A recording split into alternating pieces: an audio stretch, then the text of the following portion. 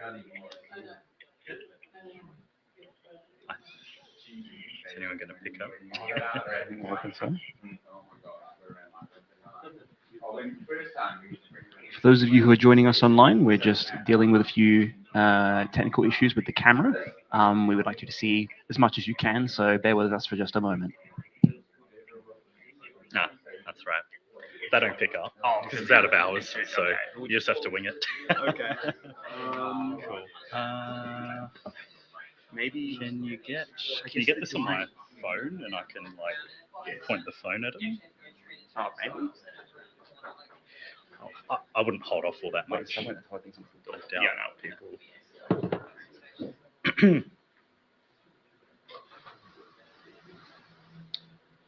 Welcome.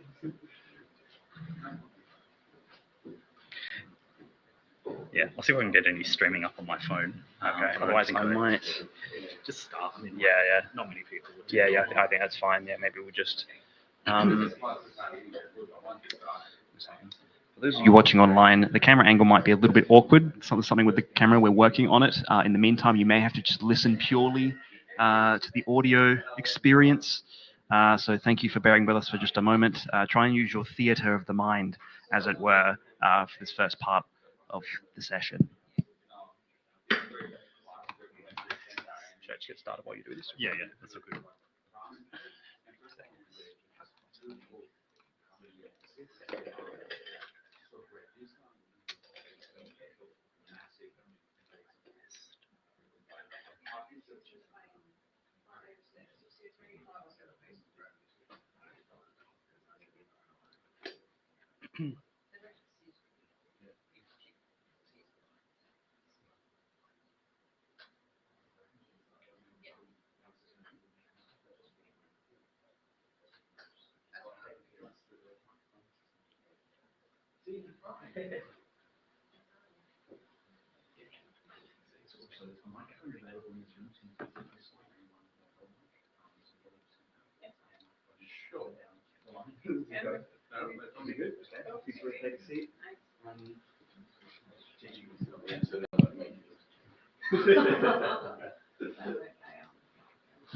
Okay, everyone. I would like to thank you all for your patience here. Sorry, we've been fighting the camera with all of our strength. Unfortunately, I don't have the muscle for it, so the camera's kind of winning at this point. It's a bit embarrassing. Don't tell anyone. For those of you joining us online, as I've said earlier, we've got Alistair over here fiddling with the camera. Round of applause for Alistair, legend. No pressure at all, Alistair, but you are the star of the show. But also, just to my right here, you can't see on the screen. They're a little secret for now, but you might see them later. We have our special guests for today. Everyone, please give them a round of applause.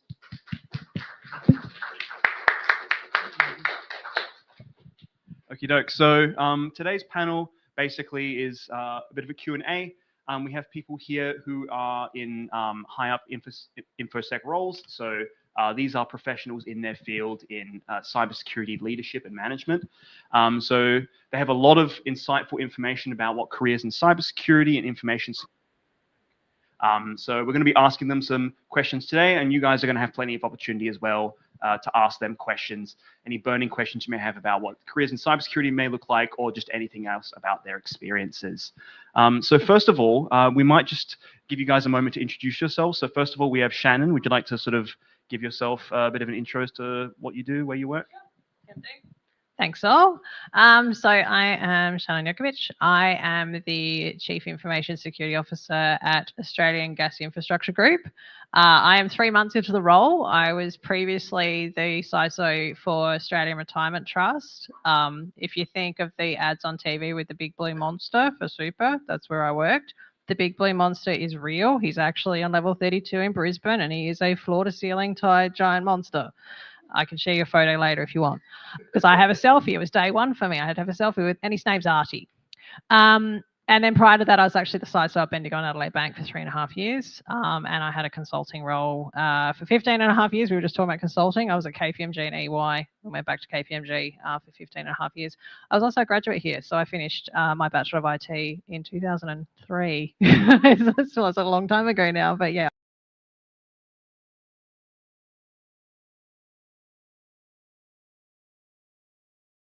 Artie was his name. Yes, his name's Artie. Do they let him out ever, or is he stuck there?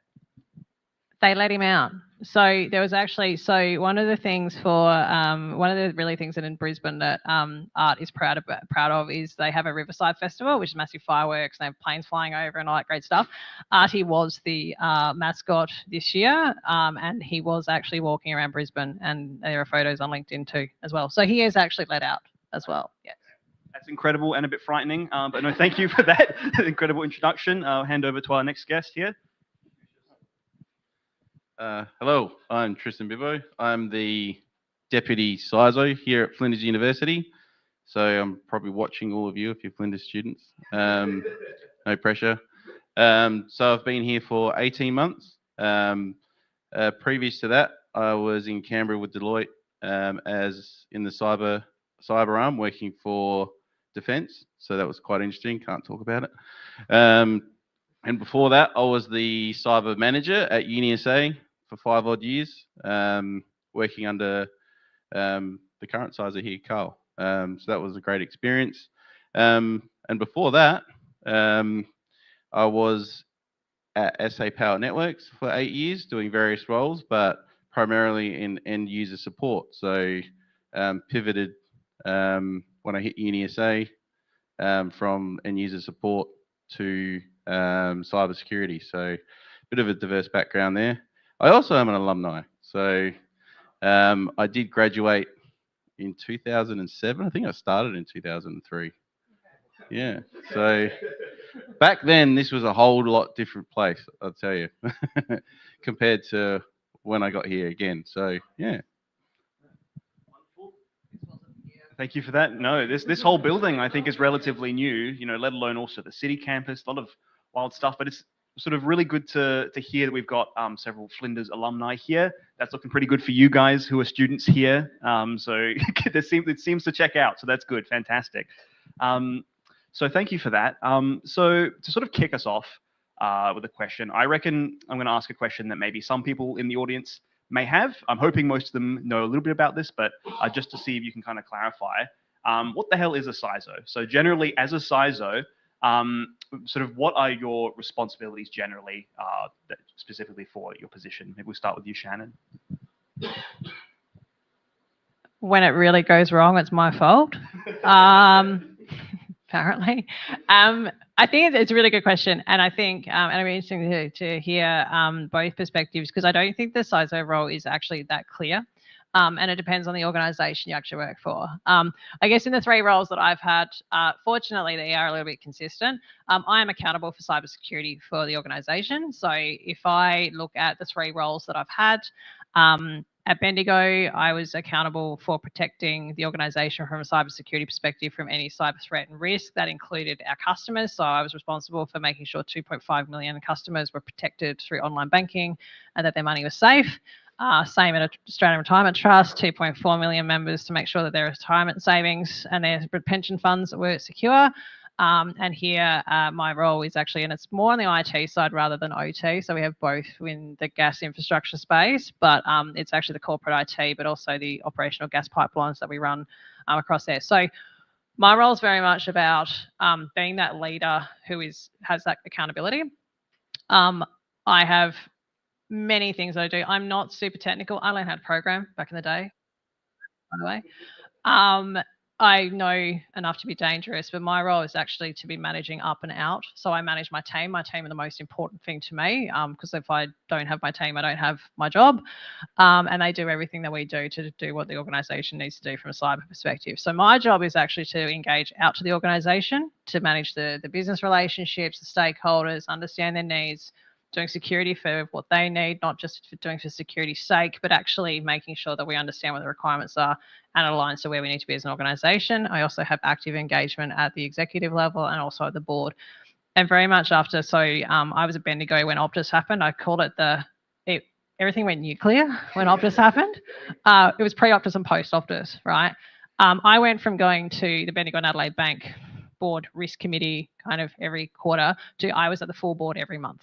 That's how serious they took it, right? So I became an honorary member of the board. So writing reports, metrics, talking to them, being able to translate the technical, the cyber, the thing into the risk and the business impact and that thing. So that's basically my job. So I kind of see the CISO as being that middle person between the people on the ground in the cyber and the tech teams and the business.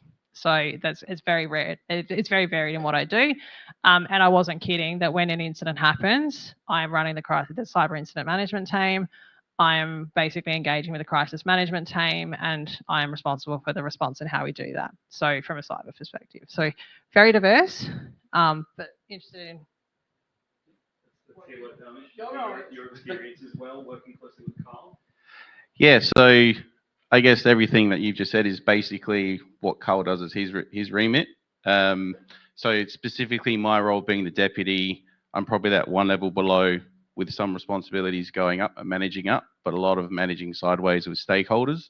For example, today I just had a good session with some of our researchers to understand the struggles they've got with security and potentially causing I guess, difficulties with how they want to operate. So trying to work together to understand what it is that they need to achieve and then how we could probably help them.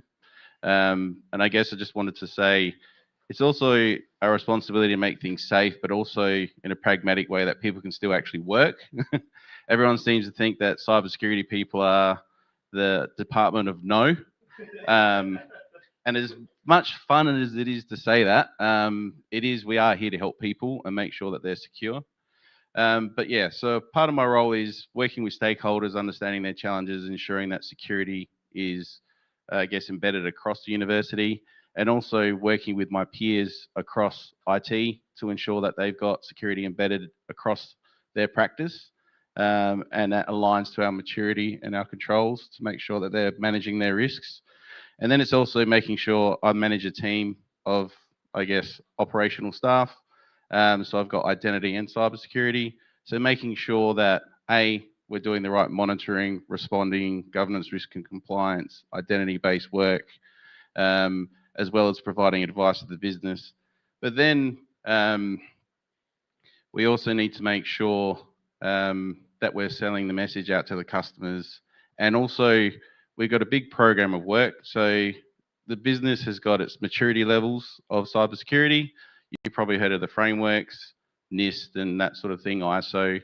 So we've got to make sure that our projects that are aligned to uplifting that maturity and maintaining it to the level of this risk that the university is accepting. We've got a program of work of projects that are delivering capabilities or processes and improvements to make sure that we're doing that. So I'm in charge of working with our program manager, my CISO, and the relevant staff and projects to make sure that they're delivering on the actual remit of those projects to make sure they're covering off the security and deliverables. Thank you for that. Definitely very insightful. I know when I've sort of been out working, I've been referred to as the fun police in the cybersecurity role. So I'm sure you guys will probably hear that a few times as well. You know, it's they don't mean it. You know, they know, or we hope they know that we're sort of there to help. But no, very interesting. So you sort of mentioned earlier this idea, you sort of work with a team, you've got your team, you work very closely with them. When you have this team, is it just one team you work with, or do you work with multiple teams? Like what sort of team structure, we'll start maybe with you, Shannon, what sort of team structure do you work with? Yeah, sure. So I'll describe my team. So similarly, I have, and I must say in my current role, I'm glad I don't have customer identity anymore because I don't miss that at all. Really challenging. But I do have all the remit of cyber in my team, which is the security ops, like cyber ops, so detect, incident response type thing, identity, governance, you know, all of that remit across cyber. So that was that. The only thing I don't have is actually physical security. That's not in my remit, and actually hasn't been in any of the roles that I've been in. It's cliche, and I hate it, but I'm going to say it anyway. Security is everyone's responsibility, right? And if someone says to me, security is really important, we take security seriously, I get really angry at that too. But it's actually true. And so when you ask who the teams are we work with all teams. So infrastructure, developers, cloud, whatever, you know, all of the tech teams we actually work with, and we need to. And comment just then was, you know, we need to make sure that what we do is embedded. And so we need to make sure the teams are actually thinking that security is important, it's embedded in what they do, and it's not just us. So I sort of see the security team as being the guardrails and setting the rules and the policies and the standards and kind of supporting that. We don't actually then go and implement all of those controls and requirements in all of the technology systems that we have. That's up to the tech teams and the applications teams to actually run those. So I'll give you an example. When we talk about something like vulnerability management, we go in this as a team, we go and identify the vulnerabilities and we report them and we triage them and we help work out whether it's critical or not. We don't go and patch them. The actual tech team that actually is responsible for that asset is actually the one that goes and does that. So we work with all teams, and in fact, we work with all business units as well. So we're very active with, both, and in my role at the moment, we're also working with all the OT teams as well from an operational technology perspective, because they all run their own kit as well. So whilst we have that structure in cyber, we're certainly engaging with all the teams, and I sort of see that if you impact cyber in terms of budget or resourcing, and you actually impact technology.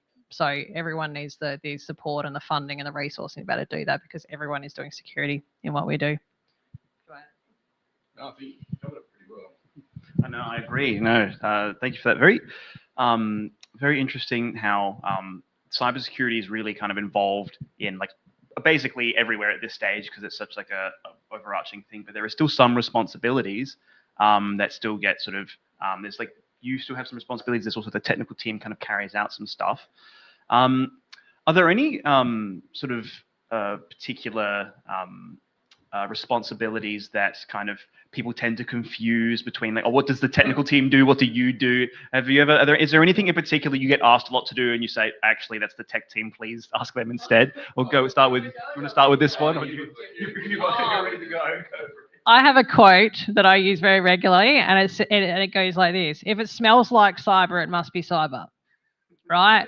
No joke. If it's anything whiff of something that might be cyber, they come straight to us. So there's a few that I'll just add and do that. I'll leave the tech one. The two that in my previous financial services roles was the difference between fraud and security. So we have an individual fraud and financial crime risk and anti-money laundering team and all that sort of stuff, all that sort of thing. And I would quite regularly get when are we stopping the fraud, Shannon? I'm like, I'm not, because that's not my responsibility.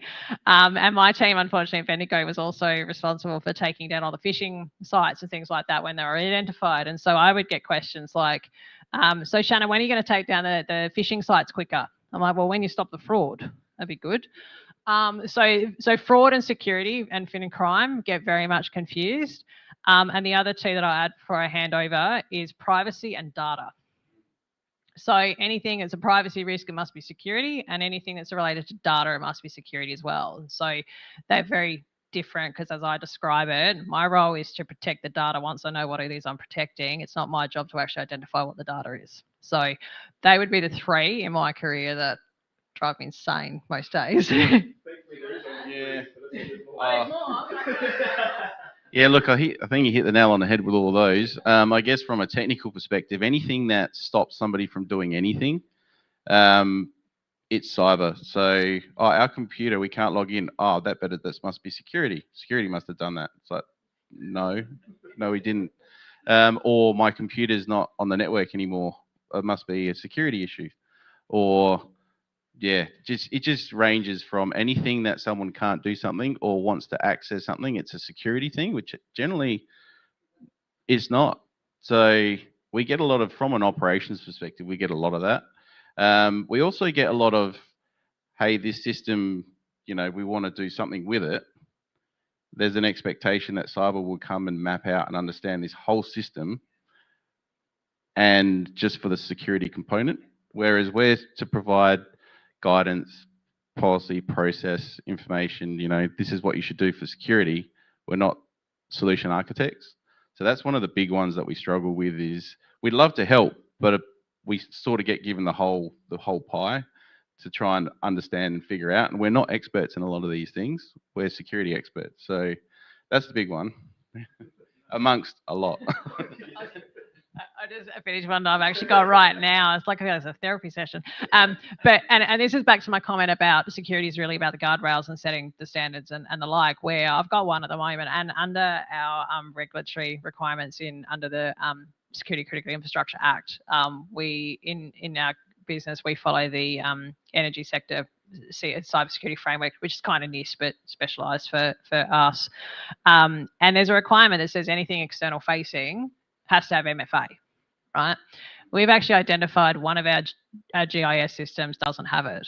And so there's been all these roundabout conversations, and I'm like, I don't really care how you implement MFA. I don't care if the field workers want to use biometrics, or we can do a certificate-based, MFA concept. I don't care how it is.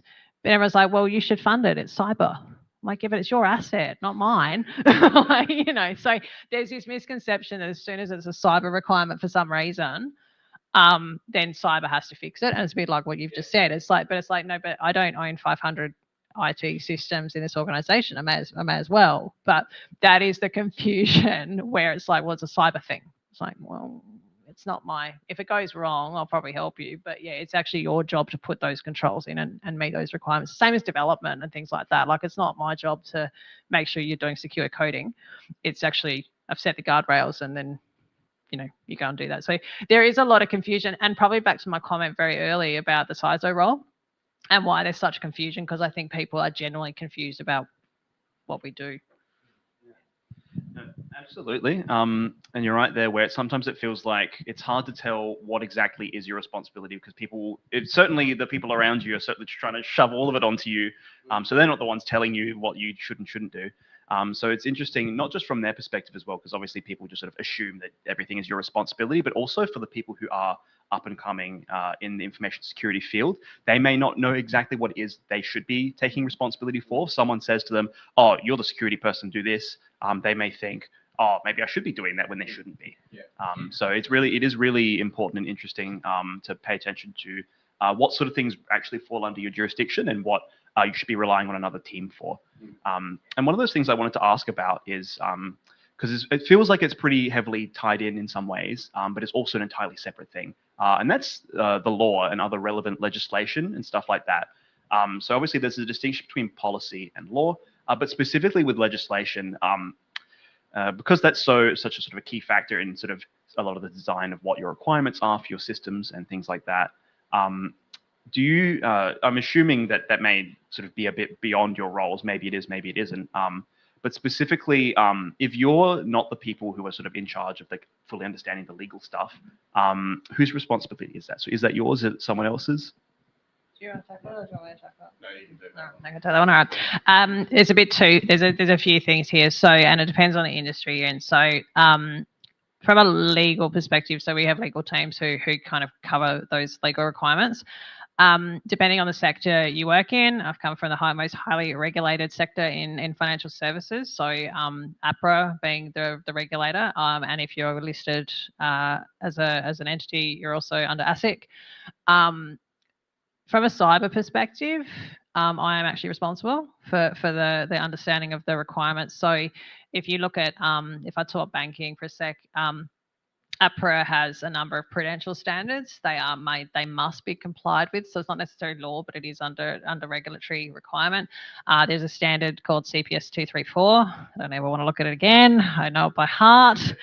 That you actually have to be able to demonstrate as an organisation that you meet those requirements. Now, bless APRA, they give you a really generic paragraph, and then they try and audit you to the nth degree on each of those, which is really hard. Things like you basically have to have a security capability commensurate with the threats and risks of your organisation. Quite broad.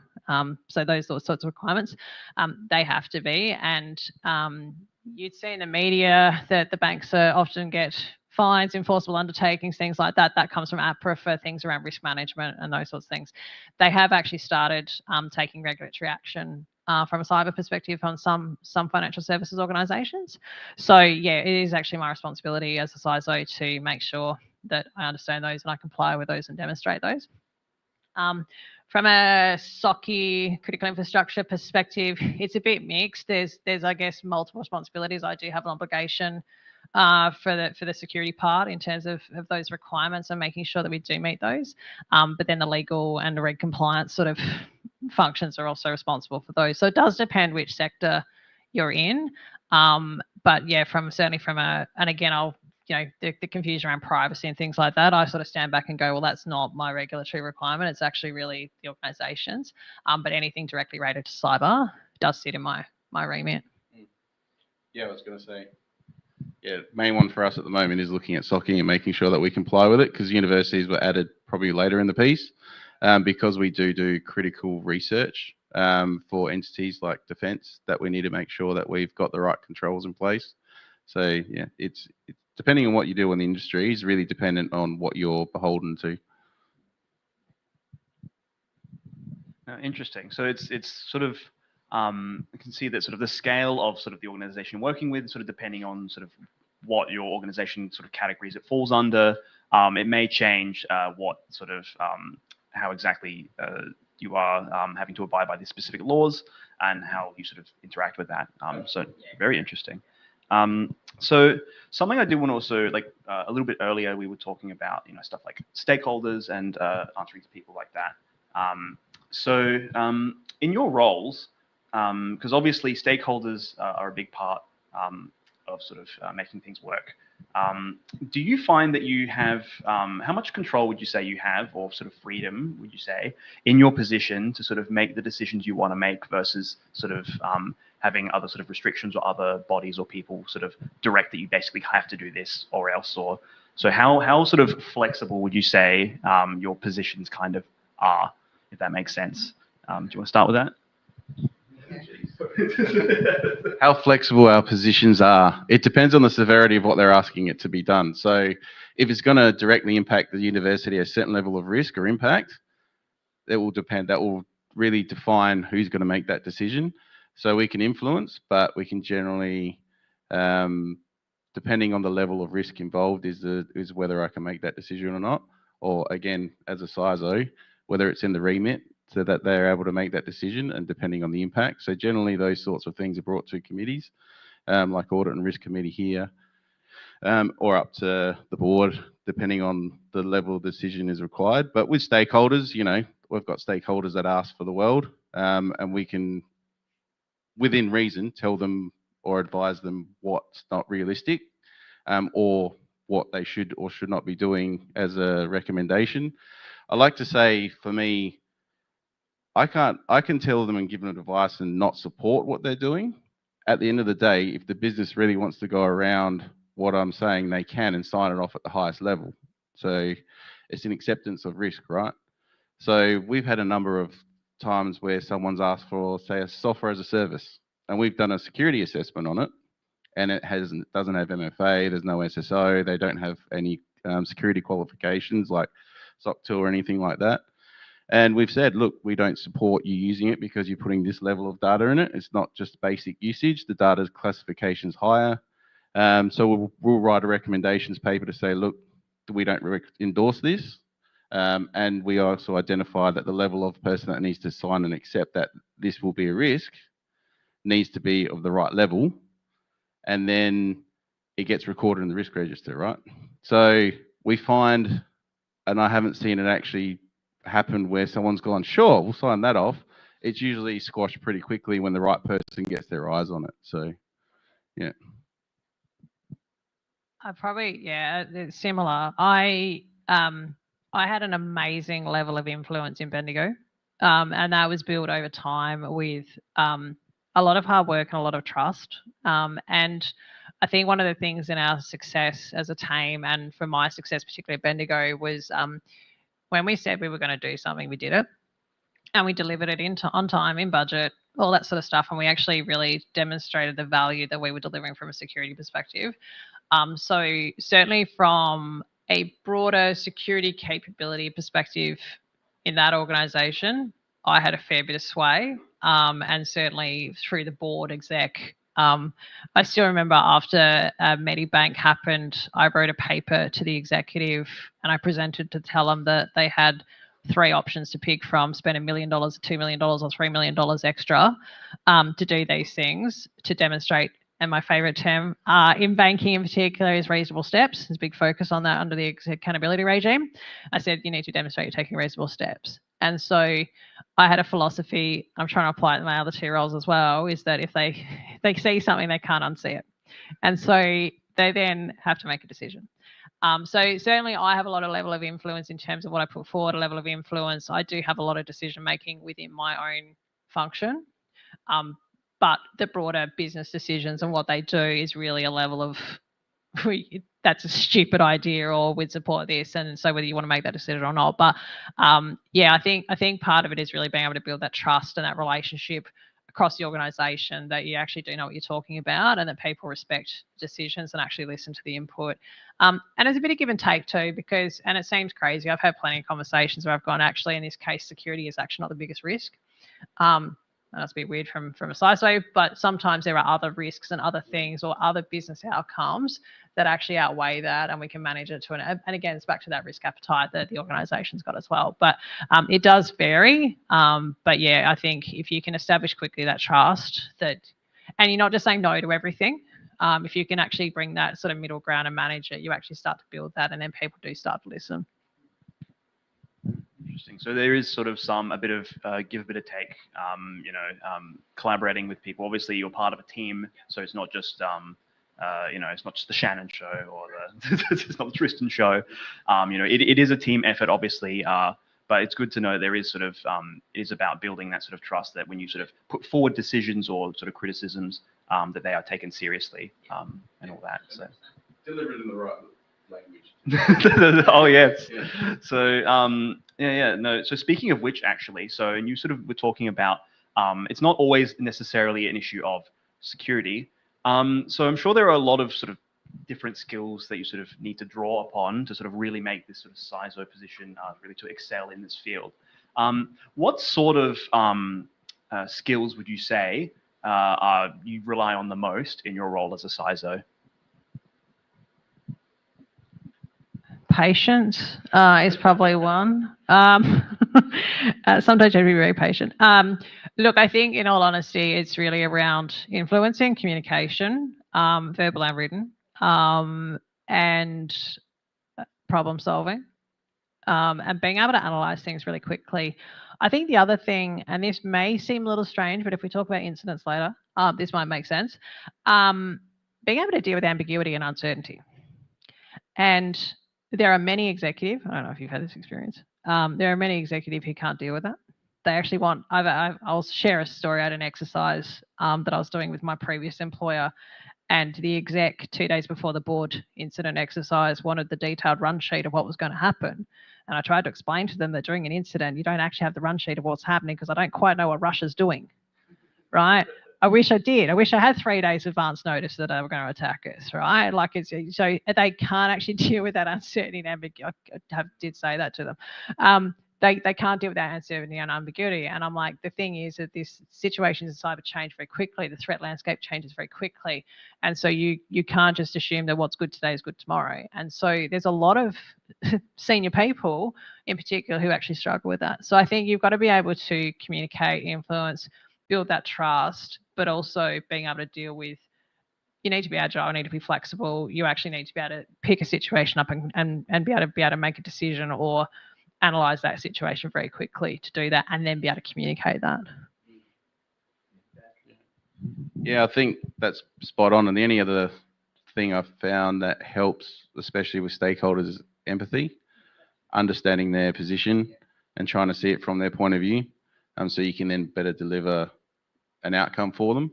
But yeah, everything else is exactly as Shannon mentioned. No, definitely I can see there, sort of people skills, learning to sort of deal with sort of the nature of people, right? They're sort of, they want sort of certainty. They want things sort of to know, oh, this is going to be good, it's going to be successful, to be safe. There's not going to be a threat of, they like to sort of feel, safe in what they're doing, and sort of there's sort of the minimal risk. And they sort of want to be heard as well. Just being able to communicate to people clearly is a really important part of this job, sort of communicating between sort of different higher ups across the team and the company. I'm going to throw the dreaded buzzword at you guys. I'm sure you've heard this a lot. So what are your thoughts on AI in the role of a CISO or in information security at large?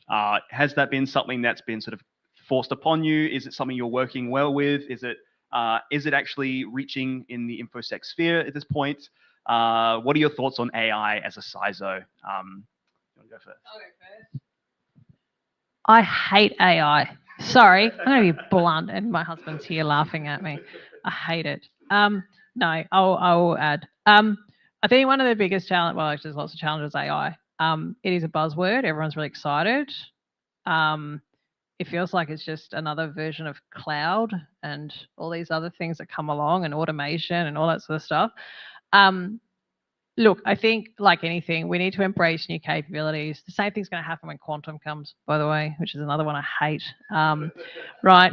We need to think. I had my previous board telling me to think about quantum already. I'm like, why?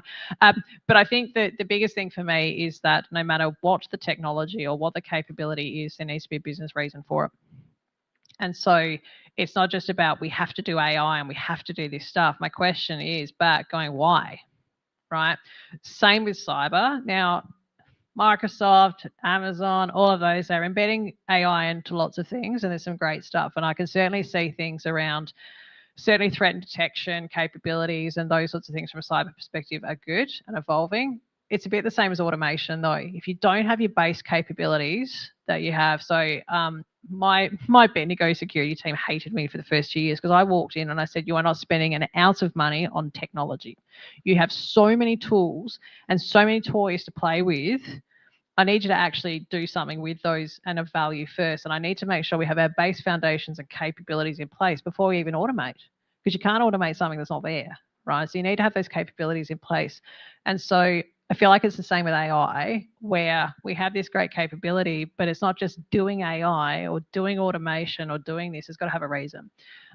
So as much as I say I hate it, there's reasons and good things. I also think that we're expecting it to do more than it actually can do, right? And it's still evolving and building. And certainly, yes, we're building these capabilities. And there's a lot of organizations out there that have a lot more money like Microsoft and that to invest in this, right? And so one of the things I'm actually seeing at the moment is that organizations are starting to slow down, and we're doing the same thing at the moment, is to slow down and actually wait for it to kind of come to you a bit more.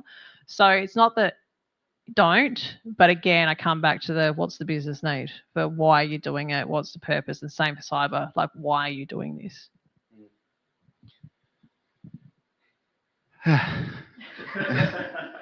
AI. So we're a university. So the whole remit of being here is innovation and trying new things and adopting what's current and what's valuable. So the scary part of AI for me, as well as the positive outcomes for it, is it's being adopted here quite quickly, and a lot of people are using it and utilizing it. It's more about understanding what you are doing with it. So a lot of people are going into, say, Copilot or ChatGPT and sticking a whole bunch of personal information in there, not knowing that now is the property of someone else and is now probably going to be searchable by someone else. And it's that understanding is the scary bit, that not a lot of people do realize what they're doing when they're using these tools. And it's not that we don't want the business to adopt it. It's more, it's being adopted at such a fast rate that people don't understand what they're doing with it. And we don't quite understand the best way to monitor it to a degree. So we've got tools, and, you know, a lot of the, you know, Palo and all that are coming out with these new tools that will monitor AI, but what is it they're looking at and how do you tell? We got Purview and Microsoft. So the scary bit is just unknown on how to actually monitor and look at it, because you don't know what they're doing with it. You don't know what data that is going into it, but then you do, but then you don't. So all they do has to point to the wrong spot that's got access it shouldn't, and then it can scrape all that information. So, and yeah, it's just the scariness of the unknown with the sensitive data and the access to things that it shouldn't do. That's for me, but that will come with time. But at the moment, because it's new, it's just a bit of a challenge. And I think the other thing that people don't understand yet is the data poisoning. So if you've got an AI model trained on data, who gave it that data? Do you know if it's correct? There's a lot of them that purposely poison those things, so when you look it up, it gives you the wrong answer. So there's a lot of considerations. It's trying to get it across something that's being adopted so fast. So we can best support and make it safe so people can use it. But it's also, yeah, quite a scary thing at the moment. And I think, sorry, you just touched on that, right? So that's not just a cyber thing, it's a data thing, it's a sovereignty thing, it's a privacy thing. And it's sort of like, I think my very general comment is that it feels like once you know what you're doing with it and you can protect it, the same controls from a security perspective kind of apply, right? Like it's still access and all those sorts of things. It's actually the questions around the data and the ownership and the IP and the models and all this sort of stuff and the ethical use and all that great stuff. So again, from a cyber perspective, I think once we answer it better and actually know that, we can probably just go, well, the same controls kind of are there. It's actually the broader challenges around AI that I think people don't kind of grapple. It comes back to it must be cyber. Right, and I think that's the big challenge. Is not just cyber. Yeah, there's certainly, information security, I'm sure, is not the only fields that are getting AI kind of crammed down its throat. But no, there are definitely a lot of sort of security concerns and sort of general concerns about what's going on with the data, how's it being used. It's quite a black box usually, these AI. So no, very interesting to hear about that. We'll just ask a few more questions before we hand off to like the Q&A. And then into the food. But I do want to ask, one of the big parts of maintaining security in an organization isn't just the technical side. It's, again, as we were sort of talking about, it's about the people, and not just the higher ups as well, but also just everyone at all levels of the organization. Whatever data they have sort of access to, it is data they have access to, and there's sort of some sort of responsibility they have for maintaining security. But obviously, one of the things that's quite apparent is a lot of people don't really care. So a lot of people, you can sort of see in some organizations, I've been at places where all the people who are sort of like, the cybersecurity people come in, and then after they leave, everyone's laughing about it, right? So there's a lot of sort of instances where it's kind of important to sort of really communicate properly why it's important, why it's worth them sort of being interested in. How would you sort of go about, or what sort of strategies might you use to sort of help instill that sort of healthy culture around sort of security and sort of the importance of it in an organization? Education awareness is actually one of my passions. So it's something that I actually really value. In fact, I wrote an article today to add that. So fortunately, we have a newsletter that I get to put articles in. It's great. No, look, I think it is really important. It is not the tech. The tech's actually the easy bit. It is the people bit. We all hear the cliche again, security's weakest link of people, right? It's true. So we have a few things. So we do the old phishing drills and things like that. One of my favorite things at Bendigo was to get the exec each month in a phishing drills. It's great fun, which I did successfully with my team. But I think one of the things that I have tried to do, and you're right, they don't care. Like field workers on a gas pipe really don't care. They just want to go and fix the pipe, right? I actually make it personal. So I actually focus more on how can you protect yourself at home? How can you, so MFA, passwords, all that sort of stuff, really important. Guess what? Really important for you. What if your bank account gets hacked? What if you have a poor password on your bank? Would you have a poor password on your bank account? Would you miss, so what I actually do is try and focus the education on this is what we do at work, but you also can do it at home. And so we, particularly my last two roles, and we'll probably start it in my new job now, we actually have people come in and talk about, well, how do you protect your teens, and how do you protect your grandparents, and how do you protect your parents, and all this sort of stuff, and actually make it real for them. Because again, it's what makes it important. You got to hit what makes it important for people. I actually just had, you'll laugh at this. So I don't know if anyone saw that the ASD released their cyber threat report last week. Of course, the AFR comes out with the article that basically says China's hacking people who work from home. Our CFO is anti-work from home. So he comes over with a physical newspaper going, Shannon. Oh, here we go. So basically I had to write a little email to him going, here's our controls in place. It's got a VPN and all this great stuff, right? So I've now written an article for our next newsletter to go, here's some things to protect your home routers and stuff like that, right? So again, it's actually making it personal and helping people how do they protect themselves? Because then they translate the behaviors personally, they also translate them into work and vice versa. So that's kind of how we do it. So rather than just going, work says you need to do this, you need to protect the corporate data, you're right, they don't care. But if you make it personal for them, and particularly when you work in an organization like banking, where most staff at Bendigo have a Bendigo bank account, because that's where their money goes into, you start making it a bit real for them. So you can't just do the whole, this is why it's important to the organization. You do it to me. It's you, your money, you know, whatever. Yeah, no, that's probably the best tactic you can do. What's in it for them? Why should they?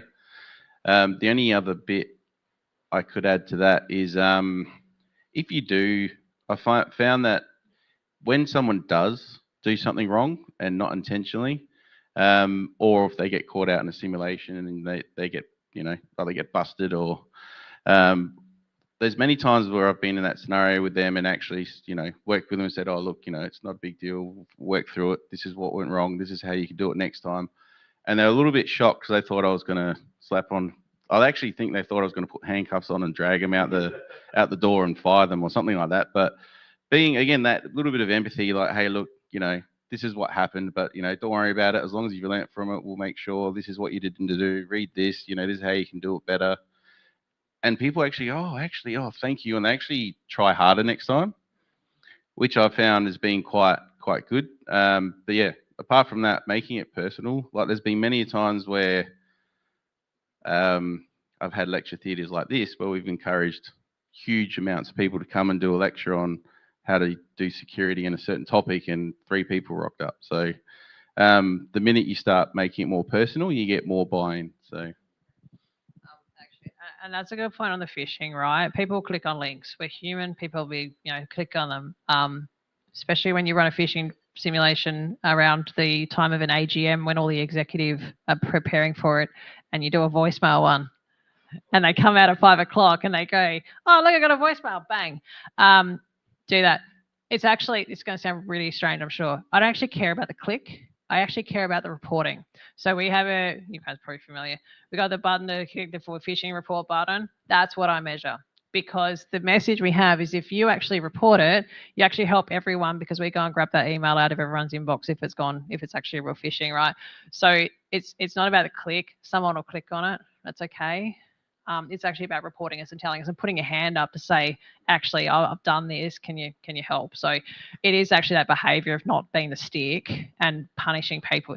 If people do it like 5 times in a row and don't learn, they'll get a call, right, to go, guys, come on. But it's that learning behavior and actually helping people detect and actually call it when they've done something wrong.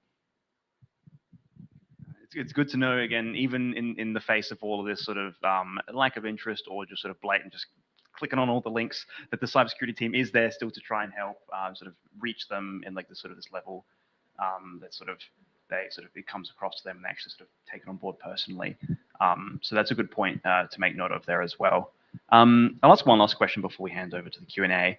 And this may or may not be something you can answer based on, because obviously, you know, the security and sort of privacy of these things vary.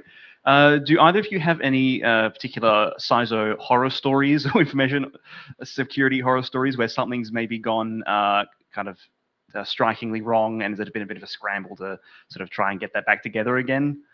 Is there anything that can be shared? Because I'm sure I can share something you can share. Okay, no. It's funny. It's not a horror story. It's funny, and I will share this. Poor husband's going to be like, what? Okay. So, I actually have been, unfortunately, in my 5 years as CISO, I've had 12 major cyber incidents that I've had to deal with, to the point of crisis response. The only one that got in the media, you would have seen it in March, was the massive cyber attack on Super. It wasn't massive, number one, and it wasn't a massive cyber attack. It was a credential stuff. Anyway, blown out of proportion. Only one that I've actually had in the media, which some of it was good luck. One of them that should have been in the media, I'm just going to thank my colleague at Latitude, who they had their attack just after we had ours, so it kind of diverted the attention of the media, unfortunately. So thanks to Tony for that. But the story I'll tell you, it wasn't necessarily a horror story, but it's just a sort of incident that you sometimes have to deal with. So this was in banking, and we had web chat on the website, and I'm going to call him my 15-year-old Russian friend, because I'm pretty sure he's about 15, started messaging us on web chat, basically saying, I have your employee information. I will release it unless you pay $5,000 in Bitcoin. And I'm sitting there going, $5,000 not even one Bitcoin, right? Anyway, this went for several days. Okay. Now, of course, as soon as there's a ransom demand, everyone panics, right? I also learned that very well. Anyway, the problem was this guy kept messaging and the data kept changing, right? And so we've got someone in our call center responding to this, doing a fantastic job. He wanted to talk to the manager and all this sort of stuff. It was actually quite amusing.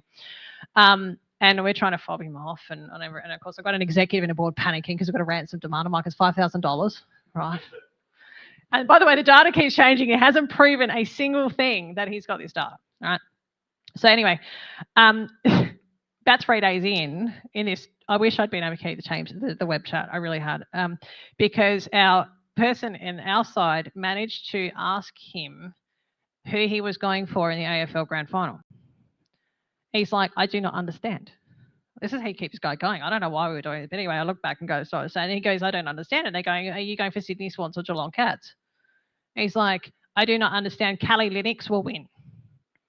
I was like, Kali Linux? Okay, great, cool. At least we know you're using Kali. Where's that? And this web chat has gone on and on and on. He still didn't get to talk to the manager, by the way. Anyway, so while I've got a bunch of panic exec, I'm going $5,000. He's not trying. Anyway, one of my very big relationships that I have externally is with our cyber insurers. They're actually an amazing, it's not just about claims, they're actually an amazing source of support in incidents. And they actually connected us with Coveware. I don't know if anyone's heard of Coveware, but they are ransom negotiators. They're the most fascinating people to talk to, right? Fortunately, they got on a call and they're going, oh, this is very interesting. And they emailed us the PDF of the fact sheet that basically said this is a phantom extortion thing and just ignore this guy and he'll go away, right? And so all these execs get this fact sheet and they go, that's what we're getting. And I've been trying to tell you for 5 days that this is what this guy's not real, you know, sort of thing. So, but I was quite impressed that we managed to get an AFL Grand Final in the chat with a threat actor, and he's using Kali, so that was great. But yeah, so it was, whilst it wasn't, it actually was days for us and the team to actually do this because we never dealt with this before and everyone's panicking and running around doing all that. But this happens, right? So whilst you read the media about all the big ransomwares and all that, and it's really, really bad, right? I actually spent more of my time dealing with that sort of thing, or DDoS. Hate DDoS. DDoS is one of my least favorite things to deal with. Brute force, cred stuffing, and all that. And so one of the things that I've certainly learned is that, yes, you need to focus on the big stuff because you don't want that to be happening. But you actually spend just as much time in a response. And I've had a brute force where it was multi-week having to deal with that, and it actually takes toll on the team, right? So you're actually still responding. So whilst you're dealing with these big things, there's a lot of automated, unsophisticated types of things that you deal with all the time. And unfortunately, when you're in banking, you're a great target that you deal with. But yes, there was a phantom extortion $5,000 Bitcoin demand that I have dealt with. And we didn't pay it, thankfully, because it would have been a complete waste of time. But yeah, I got lots of stories like that. And I could probably write a book and no one would believe them. So, but yeah, I don't know. But between my audit experience and what I've seen auditing and between the cyber stuff, I could write reams of it, I think. Got any horror stories? Not necessarily. Look, I've been in a big ransomware, but that's probably a crisis discussion. But I guess the funny part about being in a ransomware is when you get called at 5 a.m. After being out with your friends at night, and then getting told you better get in here right now. That's probably a horror story, especially when it kicks off into a ransomware event, and you're in a scenario where services are going down. So yeah, but yeah, no, it's actually quite fascinating being in something like that. It's scary. It's tough. You're worried, but you do learn a huge amount. And it actually brings a lot of people together. And then I'll probably second your point about execs, just, relying heavily on you as a cyber response unit. What should we do? What should we do? And you'll be surprised how much they adopt your, especially when you've got a trusted relationship like our CISO does, that they'll listen to what you say, which is good because people are panicked, right? If email's down, people are not happy, and the world's going to end. So yeah. But apart from that, to be honest, all mine have been fairly straightforward, nothing like crazy, and we've been able to stop them. DDoSes are really annoying. And depending on the services you've got, there's just nothing you can do about it unless you've got a cloud service security broker that can just cut off for you, depending on the level. So yeah, unfortunately, I can't give you any exciting, juicy stories. I'm not asking you here to break NDA or anything like that. Just entertain the lovely people at home, but that was still pretty entertaining. So thank you so much for that. I think now we will shift on to Q&A from the audience. There are little microphones at the desks here. Can you get that? Can anyone do they work? Okay.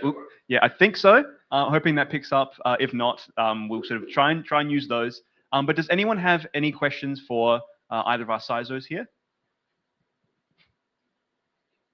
Come on, don't be afraid. Oh, yep, we got one there. What is the worst case of DDoS that you guys have had? Yeah, without breaking into it. Well, I will say, when the superannuation stuff happened in March, we actually got hit 3 weeks before that happened, and it was the Cyclone Alfred weekend, right? Great timing when your team's in Brisbane, and half of my team's off. But we actually thought that was DDoS because the threat actor tried to credential stuff, and our member online was that poor that it only took about 3,000 logins to bring it down, which is really not good. And I'm going, that's not DDoS. That's a bit weird. Anyway, so that was a weird one I've had. The worst DDoS I've had is not like a Reserve Bank New Zealand where it was like full on for, a month sort of thing. But we did have a couple where it was sort of on and off for 5 days, where what they were doing was, and because it's online banking, right? So, and the way Bendigo was at the time, we had multiple brands and multiple online banking. So it wasn't the main Bendigo one. We had other smaller ones that didn't necessarily have the controls that you'd expect to have. But what they would do is we basically brought it down. And this one was actually, and it was a little bit public because it was actually a hacktivist called No Name 09151, whatever it is, who are Russian. And we actually featured on their Telegram chat, which was great. I've still got screenshots. I was quite proud of that moment. That they brought it down. But what was happening was that we would bring it, it would be down. What our tech teams were doing was make sure that we could, because it was on a bit of legacy platforming, they were trying to make sure in the background before we brought it back online that we could actually recover it. It wasn't actually a systems issue that we were having. It was truly DDoS because it would be hard to tell. But what was happening is every time we bring it back up, we just get hit down again. So in the end, they kind of moved on, and they'd been targeting Australia for quite a while. And basically what happens is when the PM here says something about Russia, you just know something's going to happen, right? So you're waiting for Albo to say something, like what's Albo said now? But one of the funniest things, I had a threat and tell lead at Bendigo, and I described him as the guy who spends way too much time on the dark web that I want to know about, but that was good. And he said he'd been monitoring them, and he said, oh, they've moved to Lithuania now. And I said, cool. He goes, that sounds like a Lithuania problem. I said, yep, that's good. But yeah, what they kept doing is they waited for us to bring it back up and then hit us again. And it's just annoying, really. So probably 5 days is probably that, until you kind of get your WAFs in place and your firewall's working and trying to bat it away a bit more. But yeah, it can actually be really hard to stop DDoS. And it depends who's hitting you and how hard they're hitting you as well. But certainly I haven't had something like Reserve Bank New Zealand got hit for like weeks with really heavy attacks. So nothing like that. But yeah, it's painful because they do watch you bring it down and back up again.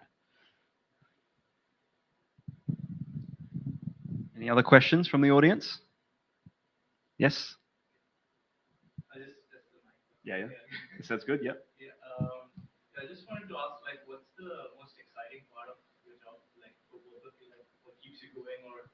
you want to switch to like the CISO role? Or, yeah. Okay, Tristan, do you want to handle this one? There was excitement at one stage.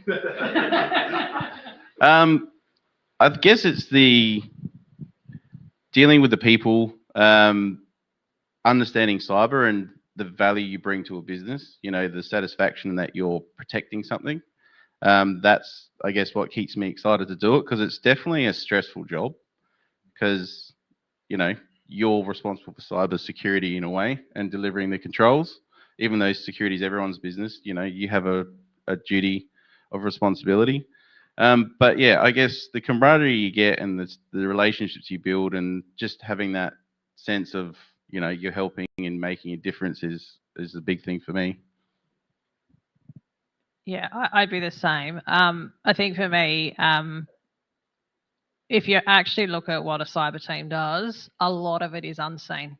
So you think about, we do, so now my team, when I've joined, we've actually mapped out the last since 2022 what we've delivered, and we've actually effectively built a cybersecurity capability from the ground up in 3 years. And when you put it down, you know, I'm trying to do it justice, but when you put it down on a flow chart and a diagram to show this is what we've delivered and generally delivering the capability we have, it's really proud. But unless it goes wrong, a lot of people don't see it, right? And so one of my jobs is to actually sell and promote what the team do, because you don't see it unless it goes wrong, right? So I get a kick out of promoting what the team does, and celebrating what they do and showing that we really are adding value to what we do into an organization. It is not the joy of incidents and things like that. I think some people get a kick out of that stuff. Like, it is stressful. I think a lot of the stress too, yes, it's stressful, but I actually find it's the stress that I put on myself, because I feel accountable, right? I feel accountable for what we do and how we do it. The other thing that I love about cyber, is I have never worked in an industry that is so collegiate and collaborative. So I'm part of it as a paid membership group, but it's called CISO Lens. And it's basically most of the major large organizations, government, you can be a membership, and we have signal chats running all the time. We have twice weekly calls, and it's like therapy, right? But what you learn, because I remember joining, I'm going, I've never been a CISO. Like, I don't know, I'm going to ask dumb questions. Either someone else got the same question, they're dealing with the same issue, everyone's got the same issues, they've either dealt with it or they're about to deal with it, or they're dealing with it today.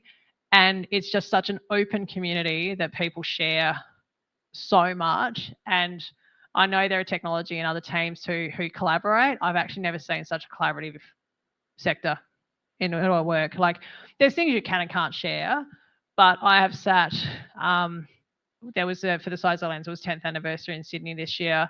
They ran a panel for all of the members, and the panel consisted of the CISOs of 9. So when they had their cyber attack a while back, Optus, Latitude, and Medibank.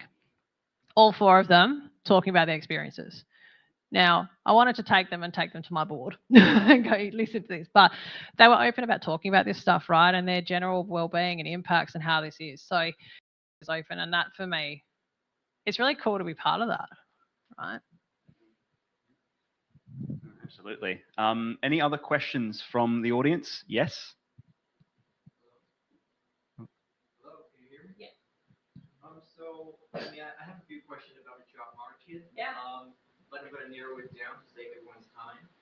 So the first one is, granted, if I already have experience, what do you think the possibility of landing a cybersecurity job, especially in red teaming position like pen tester in Australia in general, or Adelaide to be specific? Because, correct me if I'm wrong, but across all the conference and the people and professional I've talked to, all of the places that hire non-Australian, they usually demand, you know, very high, expensive certificate like OSCP, offensive certificate like that, for 5 or 7 years experience. And places like that do not, sorry, and places like CyberCX and government, they usually demand clearance, citizenship, but they their requirements lower is for beginner's level, something like that. So I'm just wondering if there's still chances for a non-Australian to land, you know, cybersecurity jobs. Sure. Yeah, that is very situational, right? So there are requirements via legislation and by the government if you're going to work on certain levels of security-based data and I guess in the government defence or anything like that, you do need a clearance and you need a level of requirements to get that clearance. So yeah, that is a real thing. It is a barrier in some instances, but there are jobs there. But it depends on, for me, where you're pitching it at, right? So if you're going to go and apply for a senior cybersecurity analyst or engineer, and you're fresh out of university, there's probably going to be a very low chance you're going to get something like that. So you have to be realistic about the roles that you're applying for. But there is opportunities for people from overseas to get jobs here. I've hired people, and it's a lot of it's, especially if you're coming into a job, it's about attitude and capability, not necessarily about experience in cybersecurity. You can teach skills, but you can't teach how your attitude is and how your work ethic is and stuff like that. So I think there's opportunities. You just got to show, I guess, the initiative and how you benefit the business as well, and go for the right level job. Yeah, I think it's very dependent on that. Like I'll be honest, if I'm hiring for a senior position, if I get 40 people coming in and majority of them were fresh out of university, I probably won't look at their resumes because I know they can't step into a pressure role like that, because it'll be, even though they understand the principles, they haven't got the experience to deal with the pressure and what you need to understand of an environment to deal with that sort of thing. So it's also about making sure people don't get a disservice as well. Yeah, I agree completely. I don't think it's impossible. I think the other thing too is we don't make it that easy to get into cyber, right? Like as a country, it is still quite hard to get into cyber roles, right? And I think that's something we need to, I know the government strategy and things like that is to try and do that. I think the other thing too, and this is not necessarily all roles, but there's also a lot in Australia, a lot of roles that aren't actually advertised. So I have actually not applied for my jobs. And I know I'm talking CISO roles, but it might actually be worth you even looking at maybe some recruiters or contracting organizations as well. So because none of the jobs that I've actually got in the last 3 CISO roles, I never applied for them, right? I was actually either headhunted or approached by recruiters. So the other thing to maybe think about too is particularly around some initial contracting work and things like that as well, because then you can get a foot in the door, get some experience, and then go from there. So it's probably not just about going on LinkedIn or Seek and applying. There's actually probably some other ways you can explore around who can you meet in terms of recruiters or things like that, and actually having conversations with them to say, this is your situation, and they may be to help you, because some of those roles may not even be advertised, or they may know of roles where there is a level of flexibility that organisation may not have actually thought of or may not be considering. So yeah, applying for them is one way, but there's other ways of who do you know would do. I will answer the question. Adelaide is not an easy market either, right? So Adelaide is challenging, but I think if there's any benefits out of COVID, it does talk about hybrid is more of an option and things like that. So, I was living here in Adelaide, working to a Brisbane-based company as well. So there are still opportunities. You don't have to be in office in Sydney or Melbourne or whatever. There are opportunities as well. So it's not impossible, but it is challenging in some sectors. Thank you for that. Any other questions from the audience? Yes? What are some common positive traits you've seen in other cybersecurity leaders? Anyone want to take that one? Personality or skill, like that. I don't say this is going to sound weird. It's going to be weird. Have fun. Like, this job is serious, but if you don't have fun and you don't like the people you work with, it makes it really hard, right? So I actually bring about, my team culture is about you work hard, you play hard, right? And so I actually think about you need a leader, and this is any role, right? You need a leader that's got some energy and wants to have a bit of fun and bring it, but actually being serious as well. And I think the other trait that I've seen is, I'd like to think I do this too, set the direction and what we're trying to achieve, but actually bring the team along the journey with you. So when I write the strategy or I write the roadmap, I don't write it myself. I get the team together and tell me what we're doing. So it's actually it's actually the teaming, and it's not just me being the leader and the CISO setting the direction and doing all this. I want my SOC guys to tell me what they're seeing on the ground and what they want to get after. So at the moment, we're about to next month go through a strategy planning session with my team. I've got a spreadsheet at the moment, and I'm asking them to just dump ideas. I'm probably going to regret it because I'm going to get probably thousands of different things, right? But I want them to have a voice. And so I think it's actually about, yeah, I'm the leader, but this is my team and we collectively need to do this. So it's actually about bringing everyone to feel like they play a part in it. Because if you actually help build the strategy and you help build the roadmap and then you help deliver it, you feel part of it, right? So I think I have seen leaders before that just do the direction and you follow me and do that. And I think it's actually a better way to go, hey, come on the journey together and actually do this and do it collegiately. So that's probably a couple of things but having fun. My teams are great at memes. They love a good meme, things like that. I'm serious. They are like the meme kings and queens.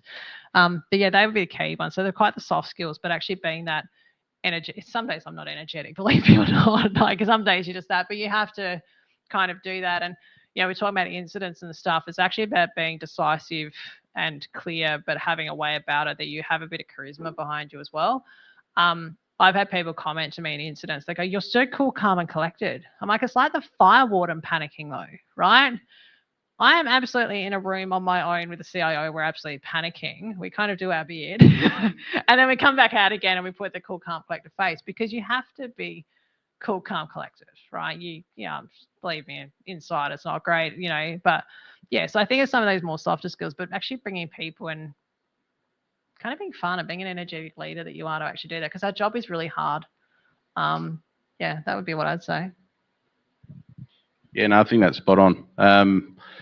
Even though I've been told I'm very stone-faced and too calm sometimes, which I thought was a great thing, but apparently it was in some circumstances it's not. But I like to encourage my team to enjoy themselves, have fun. We do a team morning wrap Mondays to just discuss how they went on the weekend, anything they did. We've got a spreadsheet of reviews we do on restaurants and movies and TV shows, and we give scores and all sorts of things like that. When we can, we try and go for team coffees and do stuff like that. So it's something I've probably as a leader want to get better at. But that whole, it's a stressful job. You want to make sure that people are enjoying themselves. Sometimes I don't want to look at our chat because it goes so off the rails. It's not funny, but it is amusing. And it's good to see that my team share a lot and talk a lot about things and they feel relaxed to do that, but they also get the work done. So I'm not going to shut that stuff down. It's enjoy yourself. And on a Friday afternoon, they might go for, if we're in the city working, go for a beverage and then go home, it's all about that. And they go for lunches together and, it's about encouraging that collaborative enjoyment at work. See, it's a good thing. There's a lot of fun still to be had and perhaps should be had, You heard it here first. The funnest team. Oh. The funnest team. It sounds pretty good for those of you in the audience who are sort of Reddit trolling meme lords. Sounds like it's a perfect place for it. So, no, fantastic. Any other last questions before we sort of head off into food? Yes. Do you think AI and automation getting more and more advanced, do you think your job and your team becomes more redundant? Stakeholders just invest in AI and they don't need you anymore? I'm laughing because I want someone to just AI my job and then I can go and retire.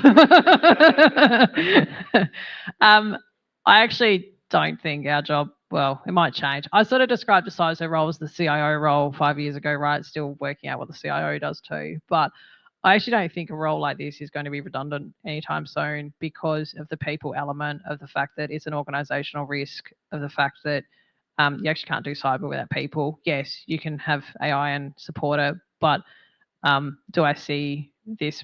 No, I just feel like there's too much. Like if I look at, even all the incidents, I can't do incident response without people, right? Like it's still managing comms and media and the incident and containment. And you can do that to a certain point with automation and AI, but there's always going to be a people element. So I can't see. I think there'll be a point where a little bit like the CIO, the CTO type roles. I think it'll evolve and change a little bit, and I think the chief data officer roles and things like that will probably do that. But I can't see that happening anytime soon. Yeah, I think you're right. Some of the roles will probably merge, like a chief security officer, physical security will, it depends on where you are. But AI is going rapidly, but the bad guys are using it just as rapidly as well. So, everyone says the bad guys are doing a lot of AI tooling to attack, but on the other side of the fence, there's rapid movement and using AI defenses. So you still need, like you said, you need the people to respond. So you're always going to have incident response, governance, risk, and compliance. You don't necessarily going to do that with AI. Yeah, and who's going to have the fun parties at work? If AI is not going to do it. Yeah, the robots. Yeah, I personally don't see it going away. It's too much entwined with people and response. Very insightful there, because obviously, is AI going to take my job is one of the biggest threats, not only to people in their current positions, but for people who are looking to build a career in a certain direction. So it's of course, with how heavily entwined this is with the human element, this particular role, it's good to sort of hear that by your estimations, it will still be around. It mostly, if not a little bit adapted, it will still be, a necessary role that you all there can grow into as part of your careers. Any other questions? Yes, we got one at the back. Do you have a hard time justifying the cybersecurity budget to other non-technical CEOs or people that don't see the result you desire to?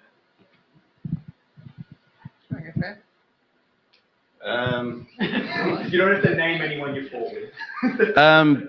I think the cyber boom, where everything in the news probably excited the whole massive funding phase for businesses, where you probably didn't have to justify it. You're probably more scared the pants off them to get it.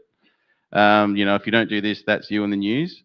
I think now it's starting to switch. And I know my CISO especially, we work a lot on selling the value of security and, like you said, actually presenting and celebrating the wins of what we're doing with all the projects we're delivering and how that's securing the business and starting to be more proactive and then looking more to value adding. So yeah, it's definitely a challenge now to change the narrative, but I think people are a bit more aware, so it's about how you sell the value of what we're doing. I agree, and I still use fear when I need to. But I guess for me, if I look at even the way I'm working now, it's very interesting for me to come into the organisation I am. It's very much around the capital expenditure versus OPEX, right, spend, and we are a very CapEx-led business, and it's because we actually get all of our funding from the regulators through CapEx, right? So the problem I've got is we've got an identity program that's been running for 3 years. I'm like, I cannot keep running a perpetual identity program under CapEx. I need to operationalize this thing and embed it and run it as an operational cost. But the organization doesn't want to do that, right? So I'm going, that's great. I don't want to keep running a project. I've got to make this happen at some point and go and do something else. So I actually have a different challenge at the moment where there's a want to spend money and invest, but they don't want to spend it in the operational side. They want to spend it in the capital expenditure side, right? So, but even if I look at it now, I probably haven't had to fight for $2 million before. And with one of the regulators, they're asking me why I'm not doing the gold-plated stuff, which is really bizarre because I'm just going, I'm doing the threat and risk-based stuff here, mate. But anyway, but there is a lot more scrutiny around it, which I think is interesting because if you look at things like privacy fines now around $50 million, and the cost of it going wrong is actually quite significant. But again, that's now not really enough for some reason because it hasn't happened. So there's still this complacency that it still won't happen, even though the fines are huge and all that. So yeah, and if I look at a lot of the CISOs I talk to, they are talking about budget reductions. But it comes back to the point too, where we're also talking about technology cost reductions as well, which also impacts security. So it's not just a cyber budget challenge, it's actually a technology budget challenge as well. So I think there's both, but there's certainly, if I compare to when I started as a CISO to now, I'm certainly having to have much more convincing conversations about what we're doing and why. So yeah.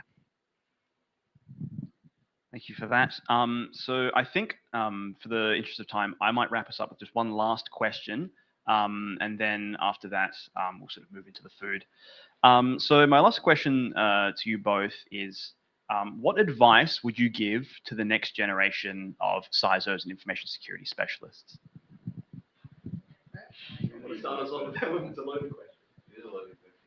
Do you really want to be a CISO? No, I'm kidding. Some days I ask that question too. I think for me, and who's had the question of what's your 5-year career plan? Yeah, I've never had one. I've never actually planned my career. I've made it up by the seat of my pants. I think the thing is if you do, like, I don't think you actually need to make a decision now or in 3 years or 5 years time of what do I want to do when I grow up? What do I want to do when I'm, I think it's what do you enjoy? There's technical roles, there's governance roles, there's not, there's education awareness. I've actually, no joke, talked about hiring psychologists and things like that just because there's such a human behavior part of this thing. So I think for me, it's actually about what interests you. Get your foot in the door, even if it's, say, a SOC analyst job. And probably I'll tell you a story about one of my staff members at Bendigo who she started as a person in a branch. And then she had a few business roles within the bank. And then she started doing a cybersecurity postgrad course. She ended up getting a role in my team as a SOC analyst. So doing all the technical type stuff. And she said to me one day, she said, Shannon, I really don't know if I want to do this anymore. She said, but I really wouldn't mind getting into sort of more of a soft skills type thing. And I said, well, what about governance and all that? And she actually became my security education awareness lead. And she became one of the best education awareness leads I've seen because she knew what it was like on the front line. She knew how to engage with them and deal with them and how do you communicate and educate on that, but also could go across the entire organization. So she started off with something completely different to where she ended up. So I think it's about, what do you enjoy? What can you get experience in? You don't have to do it forever, right? Get a bit of experience behind you and then work out what else there is. But it's not what you know, it's who you know too. And so find those people who can support you, who can coach you, guide you, mentor you, and give you the opportunity. How did I become a CISO? The CIO at Bendigo called me one day and said, Shannon, I have this crazy idea. The current person is going on leave for 6 months. Do you want the secondment for 6 months? I'm like, how hard can it be to be a CISO? So I said yes. Had an incident the second week. That's all right. But I actually just said yes and had a crack at it and worked out I actually really liked it. I didn't actually apply for it. I didn't even know I was going to be one. It just came up. So my advice is find something that interests you, find a job, get your foot in the door, and then be open and be curious. And actually, if someone offers you an opportunity, take it. Right? You might only have to do it for 6 months or 12 months. You might find that it ends up being the thing that you actually really enjoy. Yeah, I'd definitely echo that. It's all about what you find interesting and enjoy doing, and trying things. So you might not get a SOC analyst job or foot in the door specifically with a security job straight up, but take that IT job and look at, if you're on the service desk or desktop support, be the person that advocates for cybersecurity and show an interest. That's how I've promoted people up through the ranks before. I've gone, well, this person's really shown initiative in cyber and they want to give it a go. Every time I put a comment out, they've gone for it. We put them in and they've ended up in the security team. So it's not just you have to get a security role straight away. Go into IT and just start showing your interest and taking those opportunities when they come up and applying for them. Like I said, I was in end user computing. I was an end user computing services manager at SA Power Networks. And then at UniSA, I was, campus support lead for end user support and all that sort of stuff. But then I started thinking about, I was the same with you. I never really had a 5-year plan except, I want to be a manager. So I became a manager. Oh, I want to do this. I'll see how I go. But security fascinated me. And then an opportunity came up acting in the cyber manager role. And I got the opportunity and I haven't looked back since. So take the opportunities when you can, get your foot in the door when you can, and try new things. There's some things you might think, this doesn't sound that good, but I'll give it a go. And then you try and go, actually, this is quite interesting. It can go the other way. I've done GRC and I thought it wasn't that exciting when I've done auditing, but some people love it. It just depends on who you are and what you enjoy, right? I enjoy leading people. I enjoy being put under pressure. Don't know why. Maybe I'm a bit of a, I don't know, masochist. Who knows? But yeah, like all I would recommend is try any way in and take any opportunity with both hands, and just be open. And if you know what you like, you're probably one step ahead. Fantastic. Thank you so much for sort of sharing all of your sort of incredible insights on the CISO role and sort of information security as a whole and what that sort of career pathway is like. Can we all give a big round of applause to our panel members here? Thank you so much. We do have, hold on a sec, where have I put them? Actually, give me just a second here. Apologize if this crinkling is catching up on the microphones here. We do have some gifts to thank you for coming to join us. So this one is for you. This one's for you. So please do enjoy. Hopefully you're not allergic to anything. It should be good. It's...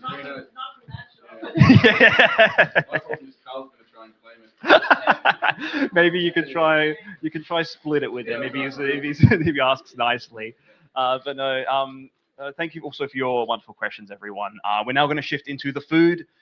So as we're eating as well, feel free to chat with each other. But also, if you have any other questions for our two panel members here, please do sort of take the opportunity to come up and chat, ask them a bit, just get to know each other and all of that while enjoying the food. So we'll shift into that now. So enjoy yourselves. Thank you.